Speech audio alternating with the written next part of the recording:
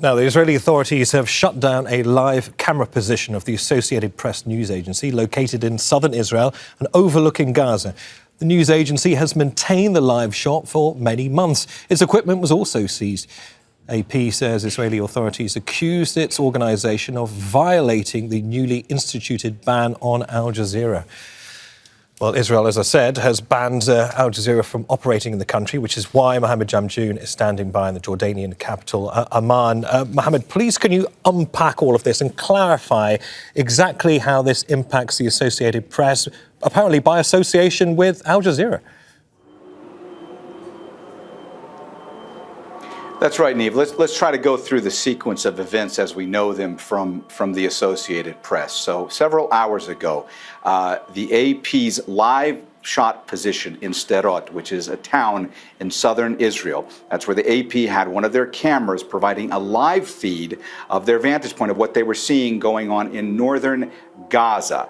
They had their camera and their equipment confiscated by the Ministry of the Communications. And the Ministry of Communications in Israel essentially has accused AP, the largest news agency in the world with thousands of clients, they've accused AP of violating the law that was passed in Israel, which bans Al Jazeera from operating there. What essentially has happened is that Al Jazeera is one of thousands of clients that utilizes this footage. It's one of thousands of clients of the AP. Because Al Jazeera is one of those clients, and because Al Jazeera has been shut down in Israel, the Israeli authorities are saying that AP is in violation of this law. We've gotten a statement from the Associated Press. Let's take a listen to what they've had to say about this. We at the Associated Press decry in the strongest terms the actions of the Israeli government, which has shut down our long-standing live feed showing a view into Gaza and seized AP equipment. This shutdown was not based on the content of the feed, but rather an abusive use by the Israeli government of the country's new foreign broadcaster law. The live shot has generally shown smoke rising over Gaza. We comply with Israel's rules prohibiting broadcasts of details like troop movements that could endanger soldiers. We urge the Israeli government to return our equipment and enable us to reinstate our live feed immediately so we can continue to provide this important visual journalism to thousands of media outlets around the world. Now, let's just mention some condemnation that has come out within Israel since this happened. There was a tweet from the opposition leader in Israel, Yair Lapid. Let me read that tweet that he posted. He said, "The confiscation of the equipment of the AP, the world's largest news agency, by Minister of Communications Shlomo Karhi's people, is an act of madness. This is not Al Jazeera. This is an American media outlet that has won 53 Pulitzer Prizes. This government behaves as if it has decided to make sure at all costs that Israel will be a pariah all over the world. They went crazy." Now, if you'll notice that even in that condemnation of what happened to the Associated Press, he is still being critical of Al Jazeera and essentially supporting the fact that Al Jazeera was shut down. Nonetheless, we are starting to see more and more reaction throughout Israel about this, a lot of condemnation coming out about the fact that they would shut down this AP live position, which, again, the Israelis are contending that because they were providing this live feed to thousands of clients, but because one of the clients was Al Jazeera, that goes against the law that was passed to shut Al Jazeera in Israel. Yeah, it's pretty extraordinary, Mohammed, an attempt to starve Al Jazeera of the ability to gain any news of what's going on purely because we are clients of the Associated Press. Mohammed Jamjoom reporting from Amman, Jordan, precisely because Al Jazeera has been banned from reporting from Israel itself. All right, let's go to the White House now and Kimberly Halkett. And Kimberly, I mean, in response to this, I'm sure the White House has its own opinions. This is, of course, one of the biggest American news agencies in the world, after all.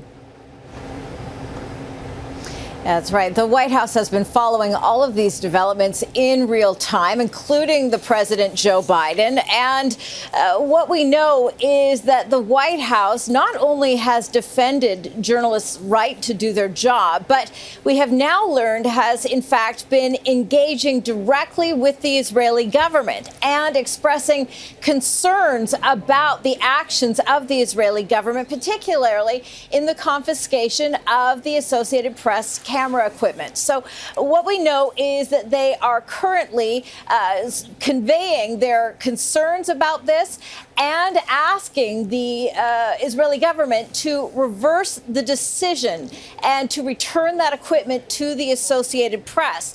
Earlier, just a few hours ago, the White House conveyed to reporters that it is the strong belief, and I can back this up, that the president has said many times that he believes that journalists really are the pillar of democracy, that it's his firm belief that they should be able to do their job, that this is something that he has long held as one of his beliefs, and this is just another example of that. Now, having said this, we should also point out that when it comes to journalists doing their job, there have been, when it comes to covering this war, more than 100 journalists killed. And when we've asked the White House about this, they've also said that there's no evidence of Israel targeting journalists. So while this is certainly the case that they have defended in the past Israel's actions, in this particular case, the White House is backing the concern about the fact that journalists have not been able to do their job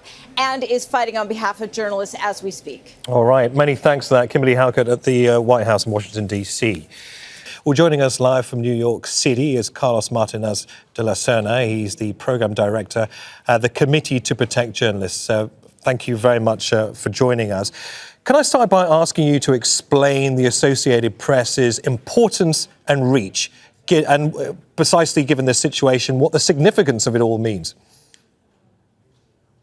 The Associated Press is one of the most important international news organizations.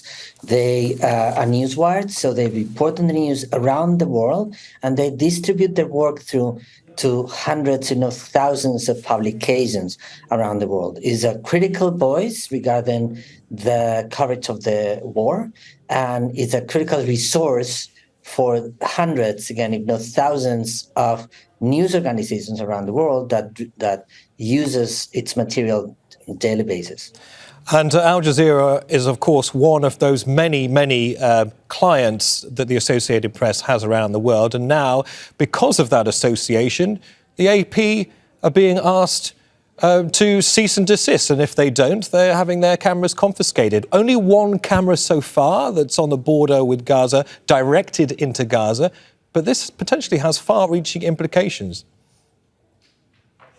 Yes, when at the Committee to Protect Journalists, when the Israeli government voted on the suspension on Al Jazeera, we said that a few things. One, that is part of a larger strategy of censorship. And so there's arrests of journalists happening, there's killing of journalists with impunity happening, and there's also these censorship measures. Things like that needs to be exceptional, like suspending a news organization, and really justified.